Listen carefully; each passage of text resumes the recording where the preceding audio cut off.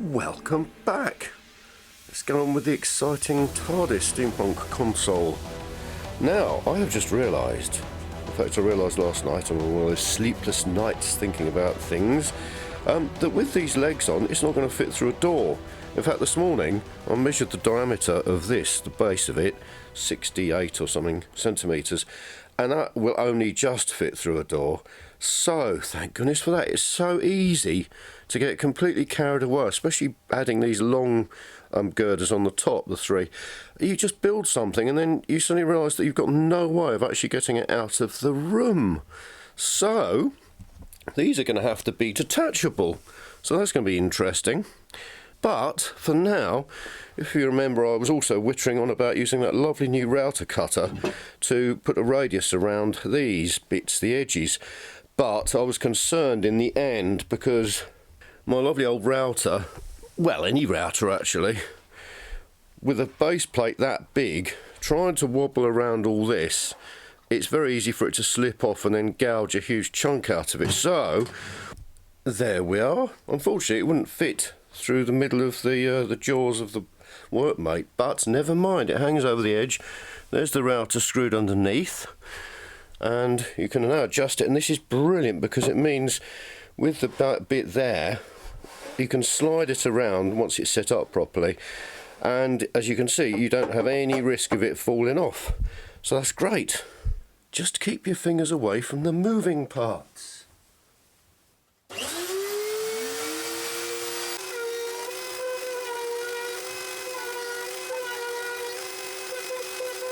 Look at that. Isn't that beautiful? Look what's just arrived. Another sheet of the 15mm thick MDF. So I'll have enough to make the three longer arms that stick out. It's so satisfying and exciting, turning big sheets of stuff into very exciting round bits of stuff. Brilliant. And also, further to my need to make detachable feet, I've got a metre of M10 studding and a load of nuts and washers. My plan thickens. That was really well worth doing. It looks absolutely great, if you can see that.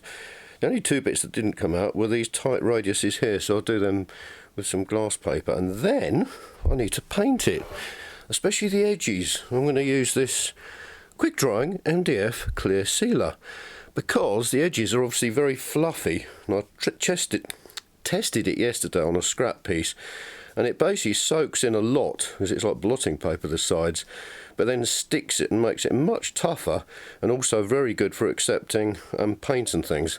So it'll be nice to have a nice little sit down and do some painting. This is really good stuff. I used to make speaker cabinets out of flexible MDF with a self-adhesive veneer. Really good stuff, this self-adhesive veneer. In fact, there you go, there's a piece of it, for example. It's got a plastic back that you peel off, and it's self-adhesive, obviously, and you can lay it on, and it's obviously very bendy. The great thing is there's no glue to have to wait to set and to clamp down and everything.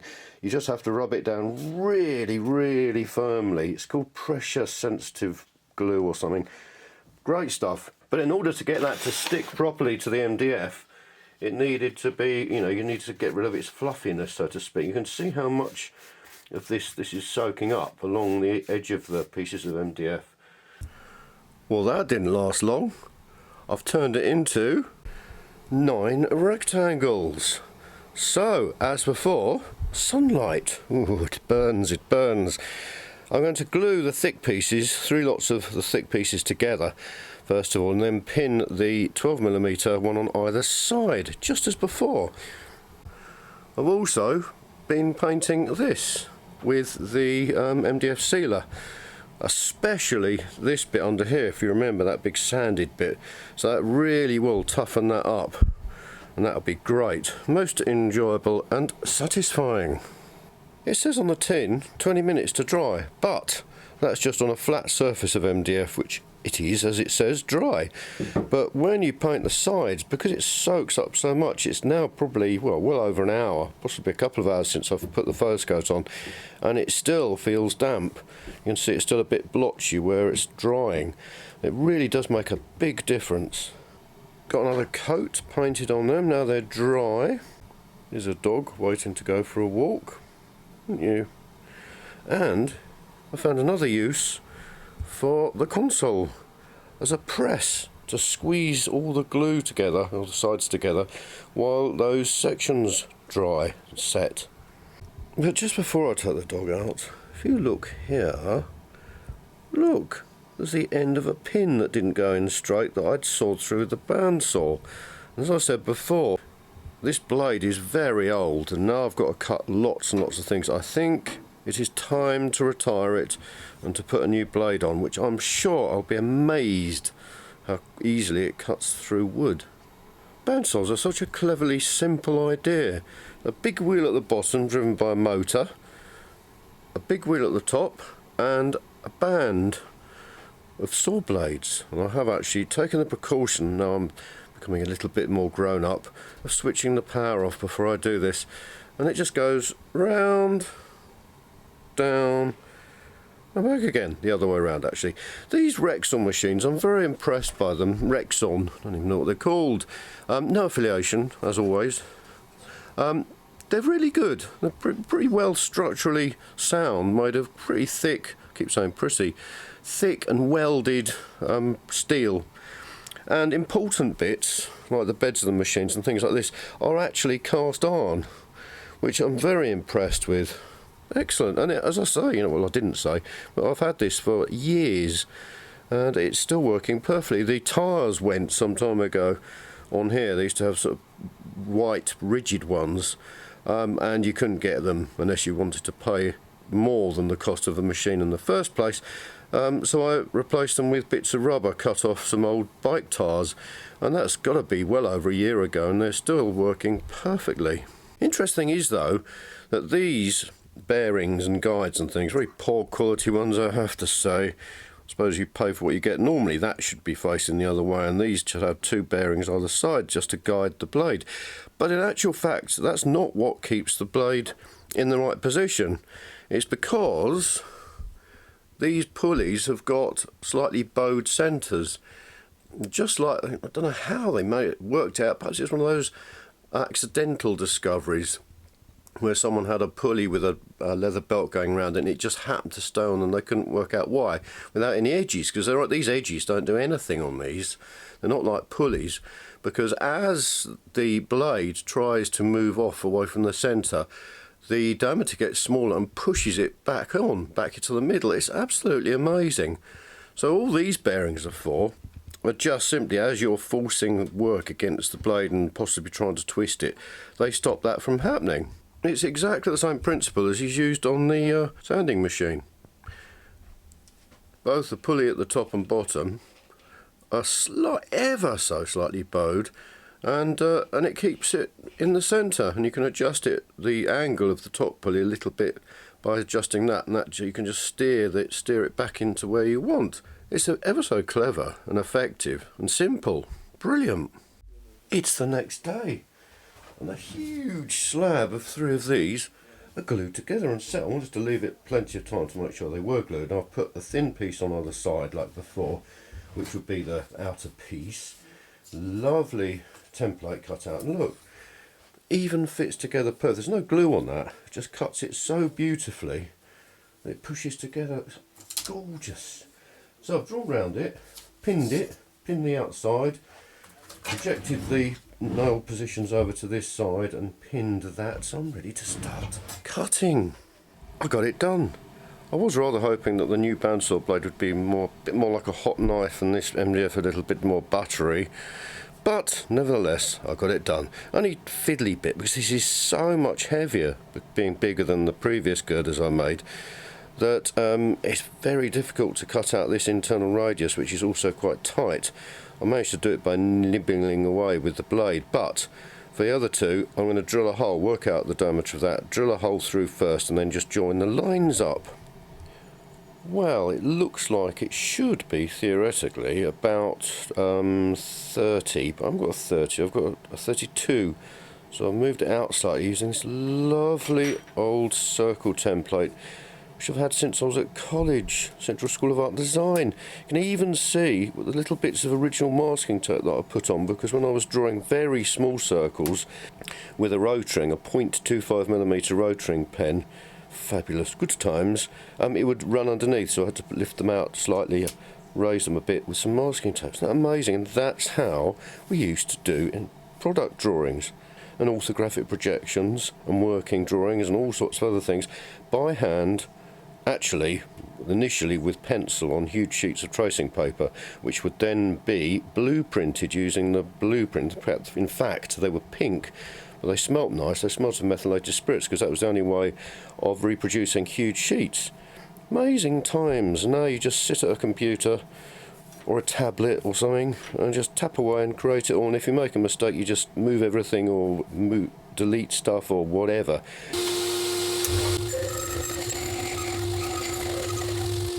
Perfect, a perfect hole, and you can see it just touches on these two lines, so I'm going to saw it out now. I may even video it, fingers crossed.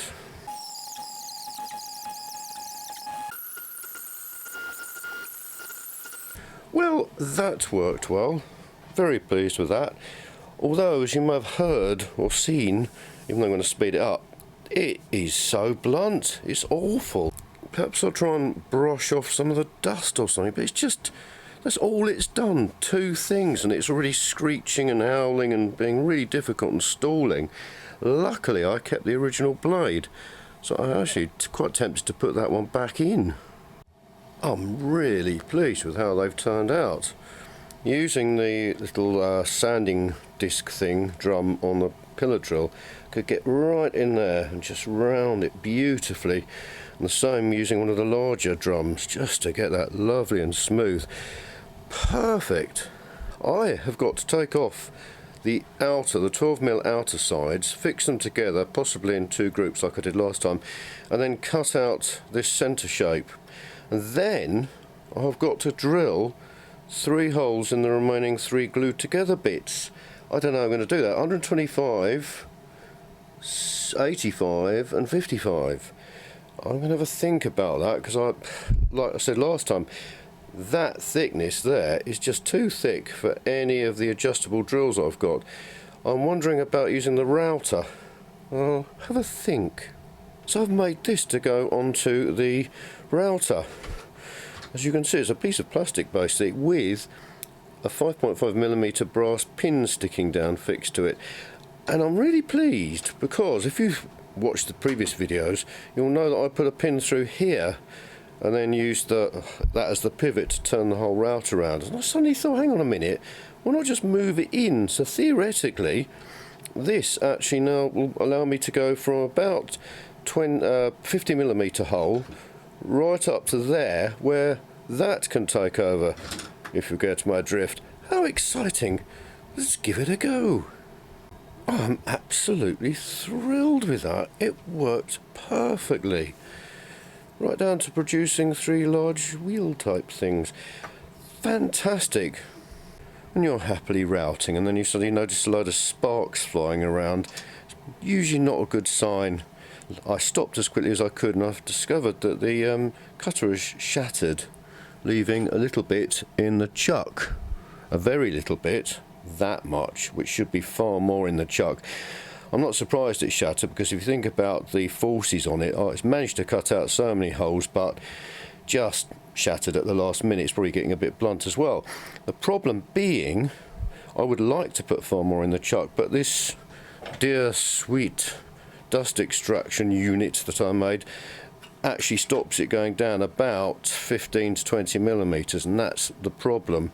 So what I'm going to do, at least to finish this job, I'm going to take that off. In fact, I have, because most of the dust seems to stay in this slot anyway. I've got another cutter. In fact, I may be able to still use the same cutter. Now I can go lower on here. Well, give it a go.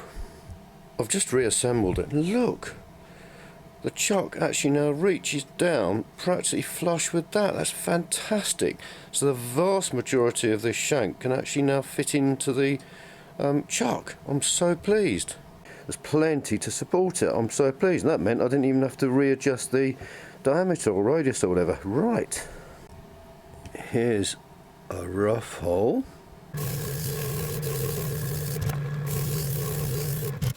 And here's a beautiful smooth hole. Isn't that lovely?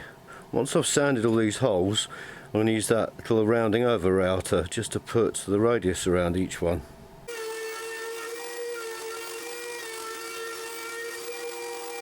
How lovely.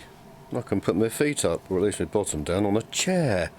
Because the next job is to split these three up again and glue them around the edge. I've got them filled, and you can see there's the joint. Such lovely filler to use. I've also filled the nail heads, the pins, because even though they've got a sort of countersunk shaped head, you can never get it absolutely smooth. And also, if you then put water-based paint or sealer on it, it then rusts. So actually just tapping them down a bit with a punch means you get a really good finish and filling it. And it is lovely to sand.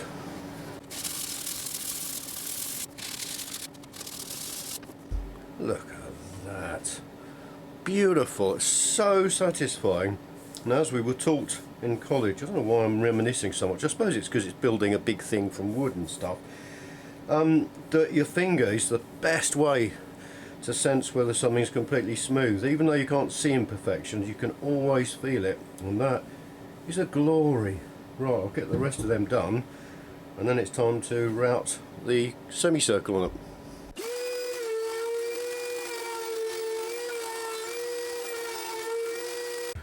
What a joy to behold. I'm so satisfied with that. It's lovely. The other great thing about routing off over the edges is that if it stops it getting damaged if it's knocked or bumped. If you've got a really sharp pointy corner and you knock it, it's more likely to be dented or chipped off. Also, the same goes for the paint. Once it's painted with a rounded, a radiused corner, it'll withstand lots of knocking without flaking or scratching off. How lovely. So now I can sit down, relax, and put several coats of that MDF sealer on them and find something nice to watch on telly. I've painted these with another coat, possibly two of the MDF sealer affiliation, and then, because there are three really thick coats that are soaked in and really set hard, it's made the edges really tough. So I've sanded them just enough just to make sure that when I put the top coat, the cast iron effect paint on, you don't see the joins. And these have come out beautifully. I mean, oh, what joy. So the next job, dear friends, is to fix these and those and another two onto that.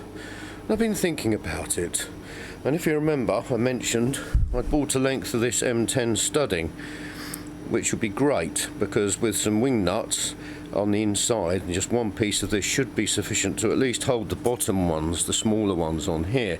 So what I then thought was, well, this is just two thicknesses of the flexible ply, which isn't that tough. So I've decided, to cut a long story short, to use some of this wood, which I used to make the sides for the net throbwells, and in fact the bases for the chronographs. I'm going to sand a slight radius on this and then glue a piece, three pieces inside there and there and there in effect, right down to the base, which will give it some extra support and also give me something really nice to screw and tighten against, but it needs a curve. So I'm just about to cut out a template on the laser cutter. Where else? I must stop this video.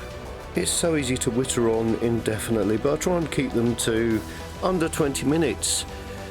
I don't want to have a montage of making because it's nice to be able to share and hopefully inspire and support people to make their own amazing inventions. So I'm going to stop there. As you can see, I've got bolts and things, but I'll have to wait till next time. Thanks very much for watching. I hope you found it enjoyable and inspiring. Hope to see you next time. As always, more information on my inventions can be found at steamhead.co.uk. And thanks again. Please remember to click the bell and like and other bits and pieces. Hope to see you next time, when I should be able to finally get all the girders and things actually fixed onto the central console. It always takes me longer than I think it will.